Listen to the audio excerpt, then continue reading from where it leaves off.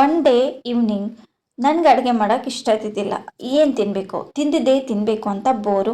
ಹೊರಗಡೆ ತರಿಸ್ಬೇಕು ಅಂತಂದರೆ ಅದು ಕೂಡ ಇಂಟ್ರೆಸ್ಟ್ ಇದ್ದಿದ್ದಿಲ್ಲ. ಹಾಗಾಗಿ ಹಸ್ಬೆಂಡ್ ಆ್ಯಂಡ್ ವೈಫ್ ಸೇರಿಕೊಂಡು ಒಂದು ಪ್ಲ್ಯಾನ್ ಮಾಡಿದ್ವಿ.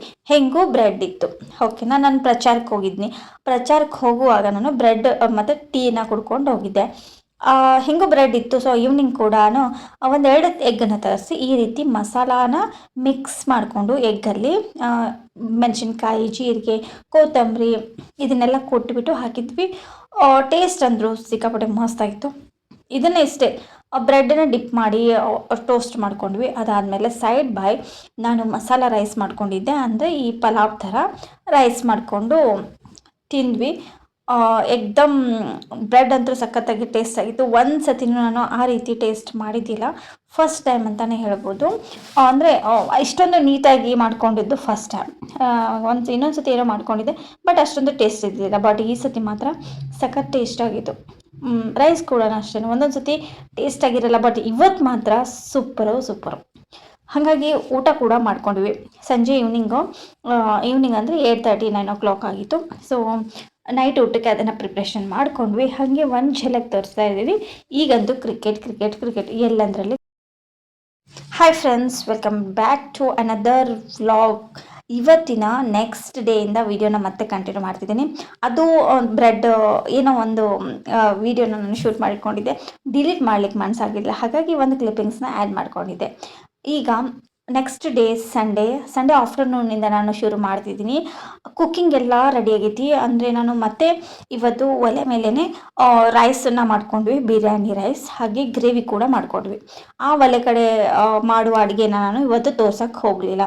ಯಾಕಂತಂದರೆ ಹೀಗೆ ಮಿಸ್ ಆಯಿತು. ಮತ್ತು ಪದೇ ಏನು ತೋರಿಸೋದು. ಸೊ ಕೆಲವರಿಗೆ ಇಂಟ್ರೆಸ್ಟ್ ಇರೋಂಗಿಲ್ಲ ಅಂತ ಅಂದ್ಕೊಂಡೆ ನಾನು ತೋರ್ಸೋಕ್ಕಾಗಿಲ್ಲ.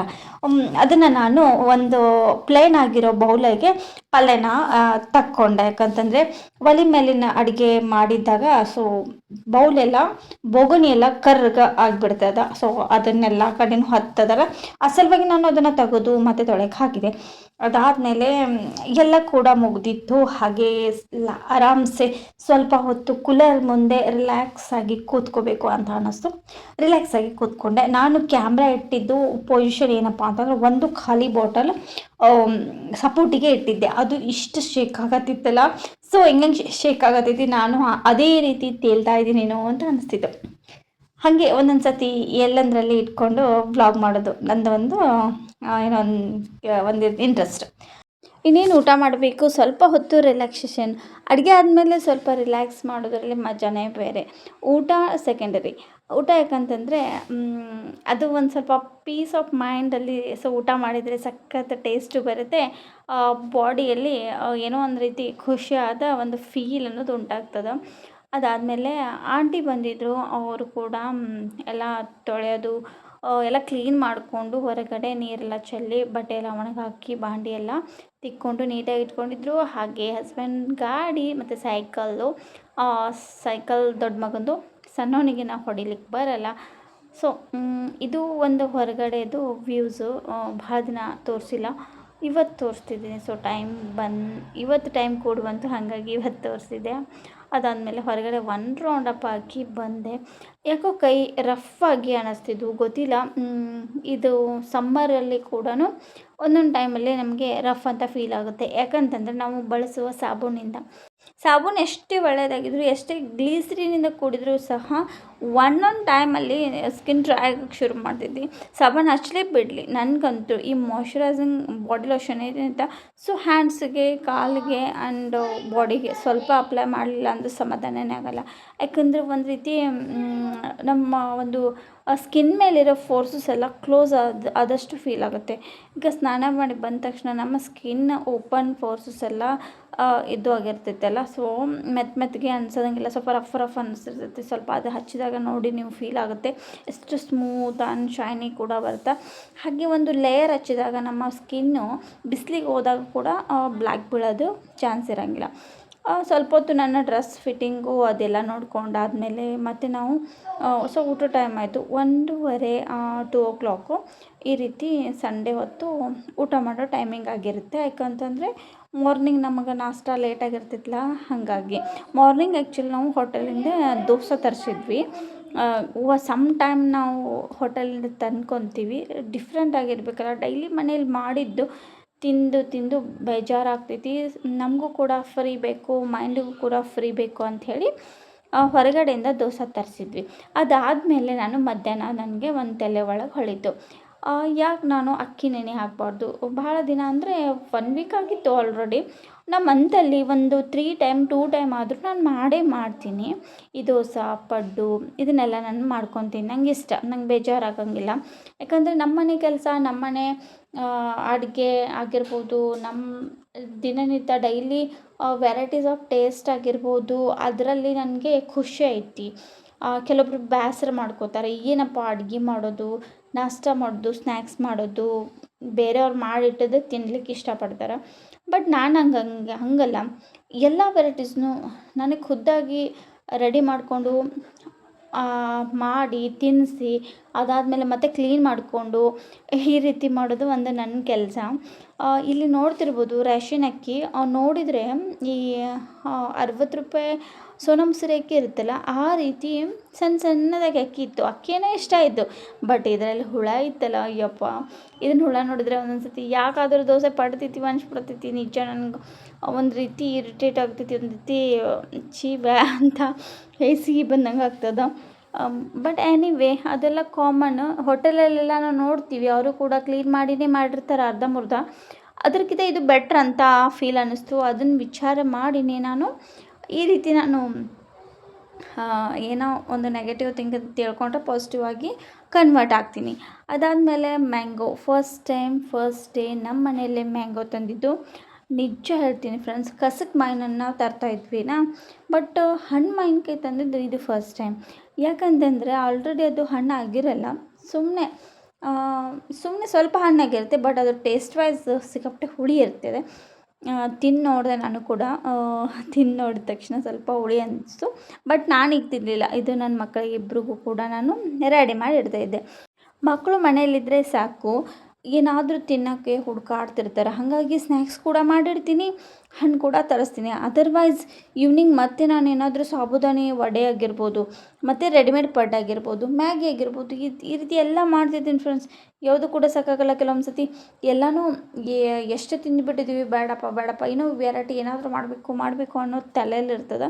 ಹಾಗೆ ಜಸ್ಟ್ ಬೇಸಿಕ್ಕಾಗಿ ಕ್ಲೀನಿಂಗ್ನ ಶುರು ಹಚ್ಕೊಂಡೆ. ಯಾಕಂತಂದರೆ ರೋಡಿಗೆ ಮನೆ ಐತಲ್ಲ, ಅದ್ರ ಸಲುವಾಗಿ ನಾವು ಆಗಾಗ ಸ್ವಲ್ಪ ಒರೆಸ್ಕೊತ ಇರಬೇಕು.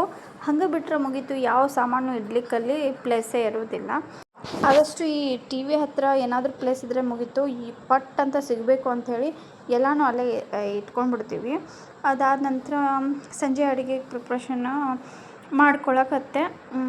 ಏನಿಲ್ಲ, ಸಿಂಪಲ್ಲಾಗಿ ನುಗ್ಗೆಕಾಯಿ ಬಿದ್ದಿತ್ತು ಫ್ರಿಜ್ಜಲ್ಲಿ, ಹಾಗೆ ಬೆಂಡೆಕಾಯಿ ಇದಿತ್ತು. ಸೊ ಇದರ ಎರಡರ ಜೊತೆನೇ ಏನಾದರೂ ಸ್ವಲ್ಪ ಡಿಫ್ರೆಂಟಾಗಿ ಮಾಡ್ಕೊಂಡ್ರೆ ಆಯ್ತು ಅಂಥೇಳಿ ನುಗ್ಗೆಕಾಯಿ ಅಂತೂ ಫ್ರೈ ಮಾಡ್ಕೊಳ್ಳಿಲ್ಲ, ನುಗ್ಗೆಕಾಯಿ ಸಾಂಬಾರು ಮಾಡಬೇಕು ಅಂತ ಡಿಸೈಡ್ ಮಾಡಿಕೊಂಡೆ. ಬೆಂಡೆಕಾಯಿ ಇತ್ತು, ಬಟ್ ಬೆಂಡೆಕಾಯಿಂದ ನಾನಿಲ್ಲಿ ಭಾಜಿ ಮಾಡಲಿಲ್ಲ. ಅದರದ್ದು ಕೂಡ ಜಸ್ಟ್ ಫ್ರೈ ಮಾಡಿಕೊಂಡೆ. ಅದಾದ ನಂತರ ಇವತ್ತು ಈವ್ನಿಂಗ್ ಟೈಮ್ನ ಏನು ಸ್ನ್ಯಾಕ್ಸ್ ಮಾಡಿಕೊಂಡೆ ಅನ್ನೋದನ್ನು ಶೇರ್ ಮಾಡ್ಕೋತಾ ಇದ್ದೀನಿ. ಇದರದ್ದು ಒಂದು ಚಿಕ್ಕ ಪುಟ್ಟ ರೆಸಿಪಿ ಅಂತ ಹೇಳ್ಬೋದು. ಏನಿಲ್ಲ ಫ್ರೆಂಡ್ಸ್, ಇದನ್ನು ನೀವು ನೋಡಿರ್ತೀರ, ಚೂಡದಲ್ಲೆಲ್ಲ ಬರ್ತಾವೆ, ಮೆಕ್ಕೆಜೋಳ ಅಂತಾರೆ ಅಂತ ಅನಿಸುತ್ತೆ.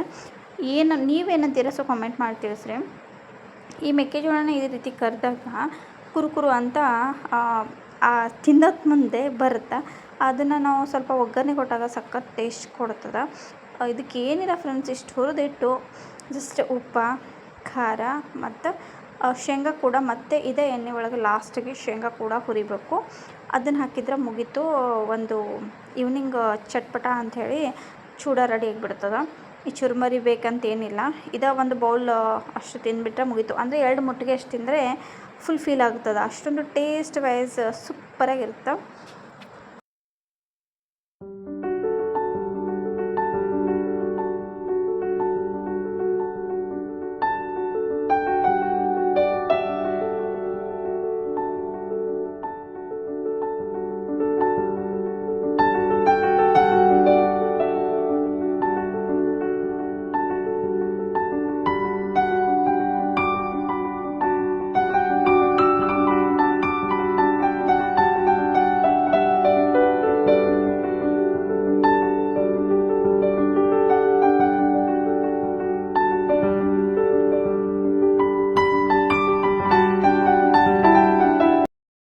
ಫ್ರೆಂಡ್ಸ್, ಸ್ನ್ಯಾಕ್ಸ್ ಎಲ್ಲ ಮುಗಿದ್ಮೇಲೆ ನಾನು ಇಲ್ಲಿ ಬೆಂಡೆಕಾಯಿ ಫ್ರೈ ಮಾಡೋಕತ್ತಿನ ಆಲ್ಮೋಸ್ಟ್ ರೆಡಿ ಆಗೈತಿ. ಇನ್ನೇನು ಜಸ್ಟ್ ಉಪ್ಪು ಖಾರ ಹಾಕಿದರೆ ಮುಗೀತು. ಆಲ್ರೆಡಿ ನಾನು ಗ್ಯಾಸ್ ಬಂದ್ ಮಾಡಿದೆ. ಇಲ್ಲಿ ನಮ್ಮ ನುಗ್ಗೆಕಾಯಿ ಸಾಂಬಾರು ಕುದ್ತಾ ಇದೆ. ಇದು ನಾರ್ಮಲಾಗಿ ನೀವು ಹೆಂಗೆ ಮಾಡ್ತೀರೋ ಸೊ ಅದೇ, ಕರಿಬೇವು ಇದ್ದಿದ್ದಿಲ್ಲ, ಬೆಳ್ಳುಳ್ಳಿ, ಜೀರಿಗೆ, ಸಾಸಿವೆ ಅಷ್ಟು ಹಾಕಿ ಖಾರ ಉಪ್ಪು ಹಾಕಿಬಿಟ್ಟಿದ್ದೆ ಅಷ್ಟೇ. ನುಗ್ಗೆಕಾಯಿ ಸಾಂಬಾರು ರೆಡಿ. ಇನ್ನೇನು ರೈಸ್ ಹಚ್ಕೋಬೇಕು. ಸೊ ಖಾಲಿ ಇಟ್ಕೊಂಡೇನೀಗ ರೈಸ್ ಮಾಡ್ಕೋಬೇಕು. ಸೊ ಇದೆಲ್ಲ ಕ್ಲೀನಿಂಗ್ನ ಮಾಡ್ಕೋತೀನಿ ಫಟಾಫಟ್ ಅಂತ. ಒಂದಿಷ್ಟು ಕೊತ್ತಂಬರಿನ ಇಲ್ಲಿ ಇಟ್ಕೊಂಡೀನಿ, ಇದನ್ನು ಸಾಂಬಾರ್ಗೆ ಹಾಕೋದು. ಚಲೋ ಹಾಕ್ತೀನಿ, ಅದು ಕಂಟಿನ್ಯೂ ಮಾಡ್ತೀನಿ. ಫ್ರೆಂಡ್ಸ್, ಕೊತ್ತಂಬರಿನ ತಾಜಾ ಇಟ್ಕೊಳ್ಬೇಕು ಅನ್ನೋರು 2 ಡೇಸ್ವರೆಗೂ ತಾಜಾ ಇಡಬೇಕು. ಹೌದಾ, ಫ್ರಿಜ್ಜಲ್ಲಿ ಇಡೋ ಹಾಗಿಲ್ಲ. ಆ ರೀತಿ ನೀವು ಏನಾದರೂ ಹೊರಗಡೆ ಇಡಬೇಕು ಅಂತಂದರೆ ಒಂದು ಗ್ಲಾಸ್ ನೀರಲ್ಲಿ ಕೊತ್ತಂಬರಿನ ಈ ರೀತಿ ಇಟ್ಕೊಂಡ್ರೆ ಸಾಕು, ತಾಜಾ ಇರ್ತದೆ 1-2 ಡೇಸ್ವರೆಗೂ. ನಿಮಗೆ ಮಾರ್ನಿಂಗ್, ಈವ್ನಿಂಗ್, ಆಫ್ಟರ್ನೂನ್ ಅಡುಗೆ ಮಾಡುವಾಗ ಸೊ ಹಾಕ್ಬೋದು. ಏನೂ ಆಗಿರಲ್ಲ ಫ್ರೆಂಡ್ಸ್, ಪೂರ್ತಿ ತಾಜಾನೇ ಇರ್ತದೆ. ಆಮೇಲೆ ನೀವು ಏನಾದರೂ ಭಾಳ ಇತ್ತಂದ್ರೆ ಅಷ್ಟೇ ಫ್ರಿಜ್ಜಲ್ಲಿ ಎತ್ತಿಟ್ಕೊರಿ. ಬಟ್ ನಾನು ಆವಾಗವಾಗ ಈ ರೀತಿ ಟ್ರೈ ಮಾಡ್ತಿರ್ತೀನಿ. ನನಗೆ ಹೀಗೆ ಇಷ್ಟ. ಪದೇ ಪದೇ ಎಲ್ಲನೂ ಒಯ್ದು ಫ್ರಿಜ್ಜಲ್ಲಿ ಇಡೋದು ಕೆಲವೊಂದು ಸತಿ ಅವಾಯ್ಡ್ ಮಾಡ್ತೀನಿ. ಅಲ್ಲಿಂದಲ್ಲೇ ನನಗೆ ಸಿಗ್ತಾ ಇರಬೇಕು. ಕರಿಬೇವು ಆಗಿರ್ಬೋದು, ಕೊತ್ತಂಬರಿ ಆಗಿರ್ಬೋದು, ಈ ರೀತಿ ಇಟ್ಕೋಬೋದು. ಆಮೇಲೆ ಹೊರಗಡೆನೇ ನೀವು ಇಡೋದಾದರೆ ಪೇಪರಲ್ಲಿ ಇಡ್ಬೋದು. ಈ ಮೆಂತ್ಯ ಸೊಪ್ಪನ್ನು ಕೂಡ ಇಡ್ಬೋದು. ನಾನು ಆಲ್ರೆಡಿ ಸಾಲ್ಟ್ ಹಾಕಿದ್ದೀನಿ. ಸೊ ಸ್ವಲ್ಪ ಖಾರ ಪುಡಿ,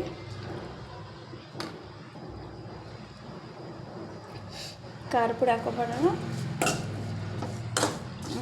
ಇದನ್ನು ಬಿಸಿ ಮಾಡೋಕೆ ಹೋದ್ರೆ ಏನಾಗುತ್ತೆ ಹೇಳು, ಸಿಕ್ಕಾಪಟ್ಟೆ ಖಾಟ್ ಬರ್ತದೆ. ಇದಕ್ಕೆ ಖಾಟ ಆಗ್ಲಿಕ್ಕೆ ಕೊಡೋಂಗಿಲ್ಲ. ಫಿನಿಶ್. ಇದು ಆಲ್ರೆಡಿ ಈಗ ರೆಡಿ ಆಯಿತು ನಮ್ಮ ಬೆಂಡೆಕಾಯಿ ಫ್ರೈ. ಸರಿ, ಇದನ್ನು ಯಾರ್ಯಾರೆಲ್ಲ ಈ ರೀತಿ ಮನೆಯಲ್ಲಿ ಮಾಡ್ತೀರಾ ಕಮೆಂಟ್ ಮಾಡಿ ತಿಳಿಸಿ, ಓಕೆನಾ ಫ್ರೆಂಡ್ಸ್? ನೋಡ್ತಿರ್ಬೋದು, ಫಟಾಫಟ್ ಅಂತ ಕ್ಲೀನ್ ಮಾಡಿಕೊಂಡೆ. ರೈಸ್ ಇಟ್ಕೊಂಡೀನಿ, ಇನ್ನೂ ಸ್ವಲ್ಪ ಕುದೀತಾ ಐತಿ. ಅದಾದ ನಂತರ ಸ್ವಲ್ಪ ಎಲ್ಲ ಬ್ಲ್ಯಾಕ್ ಟೀ ಇಟ್ಕೊಂಡೀನಿ. ಅದು ಚೂಡಾಗಿ ತಿಂದಿದ್ನೆಲ್ಲ, ಸೊ ಗಂಟ್ಲ ಕೆರೆಸಾಗತ್ತಿತ್ತು. ಸೊ 1 ಗ್ಲಾಸ್ ನೀರು,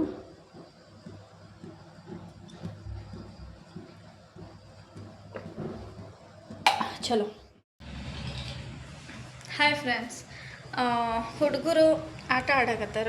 ಸೊ ಹೊರಗೆ ಹೋಗ್ಯಾರ. ನಾನು ಅಡುಗೆ ಮನೆಯೊಳಗೆ ಅಡುಗೆ ಮುಗಿಸ್ಕೊಂಡೆ. ಜಸ್ಟ್ ಟಿ ವಿ ಹಚ್ಚಿಲ್ಲ, ಫುಲ್ ಸೈಲೆಂಟ್ ಆಗೈತಿ ಮನೆ. ಮ್ಯಾಲೆ ಆಡ್ಲಿಕ್ಕೆ ಹೋಗ್ಯಾರ ಅವ್ರ ಮಕ್ಕಳು.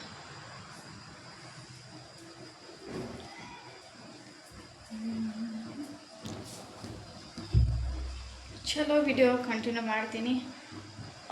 ಇದಾಗಿತ್ತು ಈವ್ನಿಂಗ್ ಟು ನೈಟ್ ರೂಟೀನ್ ನಂದು. ಏನು ಗೊತ್ತೇನು, ಒಬ್ಬರಿಗೆ ಜಲಸ್ ಅನ್ನೋದು ಹೆಂಗಂದರೆ ನಮ್ಮ ಜೊತೆನೇ ಇರ್ತಾರೆ, ಅಪ್ರಿಷಿಯೇಟ್ ಕೂಡ ಮಾಡ್ತಾರೆ. ಬಟ್ ಒಳಗೊಳಗೆ ನಮ್ಮ ಸಲುವಾಗಿ ಜಲಸನ್ನು ಪಡ್ತಾ ಇರ್ತಾರೆ. ಅಂದರೆ ಇವ್ರದ್ದು ಈ ಥರ ಆಯ್ತಲ್ಲಪ್ಪ, ಇವ್ರದ್ದು ಚಲೋ ಆಯ್ತಲ್ಲ, ಆಮೇಲೆ ಇವ್ರ ಫ್ಯಾಮ್ಲಿ ಈ ಥರ ಇದೆ, ಅಂದರೆ ಅವ್ರ ಫ್ಯಾಮ್ಲಿನ ಅವ್ರು ಸ್ಟ್ಯಾಂಡ್ ಮಾಡೋ ಬದಲು ಮತ್ತೊಂದು ಫ್ಯಾಮ್ಲಿನ ಅವರು ಹೊಗಳ್ತಾರೆ. ಸೊ ಸ್ಟ್ಯಾಂಡ್ ಆಗಿದೆ ಅಂಥೇಳಿ ಏನದು ನೋಡಿಕೊಂಡು ಹುರ್ಕೊಳ್ಳೋದು, ಇದು ಯಾಕಪ್ಪ ಅಂತ ಗೊತ್ತಿಲ್ಲ. ನಾವು ನಮ್ಮಷ್ಟಕ್ಕೆ ನಾವು ನಮ್ಮ ಲೈಫನ್ನು ನಾವು ಲೀಡ್ ಮಾಡ್ತಿರ್ತೀವಿ, ಓಕೆನಾ? ನಮ್ಮ ಲೈಫನ್ನು ನಾವು ಲೀಡ್ ಮಾಡ್ತೀವಿ. ಸೊ ನಮ್ಮ ಕಷ್ಟ, ನಮ್ಗೆ ದುಡ್ಡು ಕಡಿಮೆ ಇದೆ ಅಂತ ನಾವು ದುಡಿತಾ ಇರ್ತೀವಿ. ಸೊ ಗಂಡ ಹೆಂಡತಿ ದುಡಿದ ತಕ್ಷಣ ಬ್ಯಾಂಕ್ ಅಕೌಂಟು ಫುಲ್ ಆಗಂಗಿಲ್ಲ, ತಿಳಿತಾ? ಇಬ್ಬರು ದುಡಿತೀವಿ ಅಂದ ತಕ್ಷಣ ಇಬ್ಬರು ಮಕ್ಕಳಿಗೂ ಕೂಡ ಸಮನಾಗಿ ಖರ್ಚಿರ್ತೈತಿ. School ಖರ್ಚಾಗಿರ್ಬೋದು, personal ಖರ್ಚಾಗಿರ್ಬೋದು. ಇವಾಗ ಪ್ರತಿಯೊಂದನ್ನು ಹೇಳೋ ನೆಸೆಸಿಟಿ ಇಲ್ಲ ಅಂತ ಅನ್ಕೋತೀನಿ. ಕೆಲವರು ಹುರ್ಕೋತಿರ್ತಾರೆ ಫ್ರೆಂಡ್ಸ್. ಹೆಂಗಂದರೆ ನಾವು ಹೆಂಗೆಲ್ಲ ಬದಲಾಗಿರ್ತೇವಲ್ಲ, ಹಾಗಂಗೆ ಅವರು ಕೂಡ ಬದಲಾಗ್ತಿರ್ತಾರೆ. ನನ್ನ ಲೈಫಲ್ಲಿ ನನ್ನ ಸುತ್ತಮುತ್ತ ಯಾರಿದಾರಲ್ಲ ಅವರೆಲ್ಲನೂ ಅದೇ ರೀತಿ ಮಾಡಿದವರು. ಫಸ್ಟ್ ಡೇ ನಾ ಯಾವಾಗ ಈ ನನ್ನ ಹಸ್ಬೆಂಡ್ ಮನೆಗೆ ಬಂದೆ ಆ ಟೈಮಿಂದ ಕೆಲವೊಬ್ಬರು ಬದಲಾಗಿದ್ದಿಲ್ಲ. ಕೆಲವೊಬ್ರದ್ದು ಏನದು ಲೈಫೇ ಒಂದು ರೀತಿ ಇತ್ತು, ಅಂದರೆ as it is simple life ಇತ್ತು. ನಾನು ಬಂದಮೇಲೆ ನನ್ನ ನೋಡಿನೇ ಕೆಲವೊಂದು ರುಟೀನ್ನ ಆಗಿರ್ಬೋದು, ಲೈಫ್ ಸ್ಟೈಲ್ನ ಆಗಿರ್ಬೋದು, ಎಲ್ಲನೂ ಬದಲು ಮಾಡಿಕೊಂಡ್ರು. ಸೊ ಮನಿ ಆರ್ಗನೈಸೇಷನ್ ಹಿಡ್ಕೊಂಡು ಪ್ರತಿಯೊಂದೂ ನನ್ನನ್ನು ನೋಡಿನೇ ಎಲ್ಲ ಚೇಂಜ್ ಆದರು. ಆಗ್ತಾ ಆಗ್ತಾ ಆಗ್ತಾ ನನ್ನ ಹಿಂದೆನೇ ನನ್ನ ನೋಡಿದ್ರೇ ಅವ್ರಿಗೆ ಜಲಸ್ಸು. ಮೇಲೆ ಮಾತಾಡೋದು, ನಗ್ತಾ ಮಾತಾಡೋದು, ಏನಪ್ಪ ಕ್ಲೋಸ್ ಇದ್ದಾರತ್ತೆ, ನಮ್ಮ ಮೇಲೆ ಭಾಳ ಪ್ರೀತಿ ಇದ್ದವ್ರ ಥರನೇ ಆ್ಯಕ್ಟ್ ಮಾಡ್ತಾರೆ ಫ್ರೆಂಡ್ಸ್. ನಿಜ ಅಂಥವ್ರು ನೋಡಿದ್ರೆ ಮಾತ್ರ ನಂಗೆ ಸಿಟ್ಟು ಬರುತ್ತೆ. ಇನ್ನೊಂದು ದೇವ್ರಿಗೆ ಒಂದೇ ಬೇಡ್ಕೊತೀನಿ, ನನ್ನ ಹಿಂದೆ ನನ್ನ ಮುಂದೆ ಒಂದೇ ಥರ ಇರಬೇಕು. ನನ್ನ ಹಿಂದೆ ಪಿತೂರು ಏನು ಮಾಡ್ತಾರಲ್ಲ ಅಂಥವ್ರನ್ನ ದೂರ ಇರೋ ಅಂತಲೇ ಬೇಡ್ಕೊತೀನಿ. ಇದ್ದೀವರೆಗೂ ನಾನು ಅದೇ ಬೇಡ್ಕೊತೀನಿ. ನನ್ನ ಒಂದು ಸ್ಕೂಲ್ ಡೇ ಹಿಡ್ಕೊಂಡು ನಾನೀಗ ನನ್ನ 2 ಮಕ್ಕಳ ತಾಯಿ ಆದರೂ ಆಗಿದ್ದೀನಿ. ಇಲ್ಲಿವರೆಗೂ ನಾನು ದೇವ್ರಿಗೆ ಒಂದೇ ಬೇಡ್ಕೊಳ್ಳೋದು, 2 ಸ್ವಭಾವ ಅಂದರೆ 2 ತಲೆನಾಗರ ಒಂದು ಇರ್ತಾರಲ್ಲ, 2 ಸ್ವಭಾವ ಇದ್ದವ್ರದ್ದು. ಓಕೆನಾ? ಅಂಥವ್ರು ನನ್ನ ಹಿಂದೆ ಮುಂದೆ ಸುಳಿಬಾರ್ದು. ಸೊ ಆದಷ್ಟು ದೂರ ಇಡಪ್ಪ ದೇವ್ರೇನೆ ಅಂತ ಕೇಳ್ಕೊಳ್ಳೋದು. ಅದೇ ರೀತಿ ಐತಿ. ಅದೇ ರೀತಿ ನಡೆದಾಗ ಗೊತ್ತಿಲ್ಲ ಅವ್ರಿಗೆ ಏನಾಗುತ್ತೋ ಏನೋ, ಬದಲಾಗಲಿ, ನನ್ನಿಂದ ಬದಲಾಗ್ರಿ, ನನಗೆ ಖುಷಿ. ನನಗೆ ಕೇಳ್ರಿ ಯಾವ ರೀತಿ ಮಾಡಬೇಕು, ಹೆಂಗಿರಬೇಕು, ನಾನು ಶೇರ್ ಮಾಡ್ಕೊತೀನಿ. ನೀವು ಕೂಡ ಬದಲಾಗ್ರಿ. ಆದರೆ ನೀವು ಬದಲಾಗೋದ್ರಿಂದ ನನಗೆ ಯಾವುದೂ ನಷ್ಟ ಇಲ್ಲ, ನನಗೆ ಯಾವುದೂ ಪ್ರಾಬ್ಲಮ್ ಇಲ್ಲ. ಯಾಕಂದ್ರೆ ನಾನೇ ಹೇಳ್ತೀನಿ ಬದಲಾಗ್ರಿ ಅಂಥೇಳಿ. ಅಂಥದ್ರಲ್ಲಿ ನೋಡಿ ಹಿಂದೆಯಿಂದ ಬದಲಾಗಿ ಸೊ ಮುಂದೆ ನಮ್ಮನ್ನು ನೋಡಿನೇ ಹುರ್ಕೊಳ್ಳೋದ. ಈ ಹುರ್ಕೊಳ್ಳೋರು ಅದರಲ್ಲ ಭಾಳ ದೂರ ಇರಲ್ಲ, ಮಗಳೇ ಇರ್ತಾರೆ. ದುಶ್ಮನ್ ಕಹಾ ಹೇ ಅಂದರೆ ಬಗಲ್ ಮೇ ಅಂತಾರಲ್ಲ. ಸೊ ಕರೆಕ್ಟ್ ಇದೆ ಅದು. ನನ್ನ ಲೈಫ್ನಾಗೂ ಹಿಂಥವ್ರು ಭಾಳ ಜನ ಇದ್ದಾರೆ. ನೀವು ಯಾರಾದರೂ ಹೊಸಬ್ರು ನನ್ನ ಚಾನಲ್ಗೆ ನೋಡ್ತಿದ್ರೆ ಸೊ ನಿಮ್ಮ ಲೈಫಲ್ಲಿ ಹಿಂಗೆ ಇದೆ ಏನೋ ಅಂತ ಸೊ ಕಮೆಂಟ್ ಮಾಡಿ ತಿಳಿಸಿ ಹೋಗಿ. ಸೊ ಹೌದಾ? ಆಮೇಲೆ ನನ್ನ ಚಾನಲ್ ನಿಮ್ಗೆ ಇಷ್ಟ ಆದರೆ ಮಾತ್ರ ಸಬ್ಸ್ಕ್ರೈಬ್ ಮಾಡ್ಕೊಳ್ಳಿ. ಓಕೆ? ಸಬ್ಸ್ಕ್ರೈಬ್ ಮಾಡಿಕೊಂಡು ಸಪೋರ್ಟ್ ಮಾಡಿ ಆ್ಯಂಡ್ ಲೈಕ್ ಮಾಡಿ ಅಂತ ಕೇಳ್ಕೊತೀನಿ.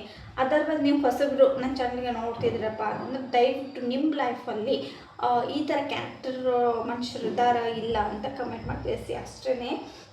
ನಾನು ಇಷ್ಟ ಆಗಿ ನನ್ನ ಒಂದು ಬ್ಲಾಗ್ ಇಷ್ಟ ಆಗಿದ್ದರೆ ಸಬ್ಸ್ಕ್ರೈಬ್ ಮಾಡಿಕೊಂಡು ಮತ್ತೊಂದು ವಿಡಿಯೋಗಳನ್ನು ಕೂಡ ವಾಚ್ ಮಾಡಿ ನನಗೆ ನಿಮ್ಮ ಅಭಿಪ್ರಾಯ ತಿಳಿಸ್ಬೋದು. ಸೊ ಎಸ್, ಇವಾಗ ಅದು ಸಮರ್ ಖತಮ್ ಆಯಿತು. ನನ್ನ ಮಾತಿನ ಜೊತೆಗೇ ಬಂದ್ ಮಾಡೋಣ. ಓಕೆ, ಬರ್ರಿ ನೆಕ್ಸ್ಟ್ ಏನಾಗುತ್ತೆ ನೋಡೋಣ. ಬ್ಲ್ಯಾಕ್ ಟೀ ನಾನು ಕುಡ್ಕೊಂಡ್ಬಿಡ್ತೀನಿ.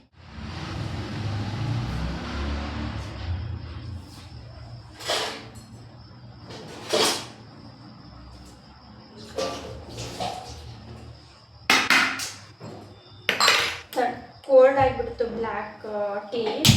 ನನಗೇನು ಗೊತ್ತಾ, ರಾತ್ರಿ ಎಷ್ಟೊತ್ತಿದ್ರೂ ಪರವಾಗಿಲ್ಲ ಟೀ ಕುಡಿಬೇಕು ಅಂತ ಅನಿಸುತ್ತೆ. ಟೀ ಆಗಿರ್ಬೋದು, ಕಾಫಿ ಆಗಿರ್ಬೋದು, ಬ್ಲ್ಯಾಕ್ ಟೀ ಆಗಿರ್ಬೋದು, ಆರಾಮ್ಸೆ ಕುಡಿತೀನಿ. ಆನಂತರ ಭಾಂಡೆ ಒಂದು ಡಬ್ಬ ಹಾಕಬೇಕು. ಇನ್ನೊಂದು ಚೂರಿದ್ದಾವೆ ಭಾಂಡೆ ಡಬ್ಬ ಹಾಕೋತೀನಿ. ನನಗೆ ಡೈರೆಕ್ಟಾಗಿ ಈ ಥರ ವಿಡಿಯೋ ಮಾಡೋದು ಭಾಳ ಇಷ್ಟ. ಬಟ್ ಹುಡುಗರು ಇರ್ತಾರಲ್ಲ, ಚೀರಾಡ್ತಿರ್ತಾರೆ, ಟಿ ವಿ ಹಚ್ತಾರೆ. ಹೀಗಾಗಿ ನನ್ನ ಟೈಮು ಈ ರೀತಿ ವಿಡಿಯೋಸ್ ಮಾಡೋಕ್ಕಾಗಲ್ಲ. ಟೈಮು ಅದಕ್ಕೆ ಮ್ಯಾಚ್ ಆಗ್ತಿರಲ್ಲ. ಹಾಗೆ ಹಸ್ಬೆಂಡು ಕೂಡ ಫೋನಲ್ಲಿ ಮಾತಾಡ್ತಿರ್ತಾರೆ. ಸೊ ಅದು ಕೂಡ ನನ್ನ ಒಂದು ವ್ಲಾಗಿಂಗ್ಗೆ ಸೊ ಇರಿಟೇಟ್ ಆಗುತ್ತೆ ಎಲ್ಲನೂ. ಹಾಗಾಗಿ ಅವ್ರಿಗೂ ನಮ್ಗೆ ಡಿಸ್ಟರ್ಬ್ ಆದರೆ ನಡೆಯುತ್ತೆ ಫ್ರೆಂಡ್ಸ್, ಅವ್ರಿಗೆ ಡಿಸ್ಟರ್ಬ್ ಆಗಬಾರ್ದು. ಸೊ ನಾನು ಹಾಗೆ ನನಗೇನಾದರೂ ಪರವಾಗಿಲ್ಲ, ನನ್ನ ನಂಬಿದವರು ಯಾರಿಗೂ ಡಿಸ್ಟರ್ಬ್ ಆಗಬಾರ್ದು. ಸೊ ಅವರಿಗೆ ಕಷ್ಟನೂ ಆಗಬಾರ್ದು. ನಾನು ಅಂಥವಳು ಆ್ಯಕ್ಚುಲಿ. ಸರಿ, ಇದು ಮತ್ತೆ ಕಾಯಿಸ್ಕೊಂಡು ಹಣ್ಣಕ್ಕೆ ಇಟ್ಕೊಂಡ್ಬಿಡ್ತೀನಿ. ಈಗ ಟೈಮ್ ಬಂದುಬಿಟ್ಟು ಓಕೆ 8:40 ಆಗೈತಿ. 8:40ಕ್ಕೆ ನಾನು ಟೀ ಕುಡಿತಾ ಇದ್ದೀನಿ. ಏನಂತೀರ?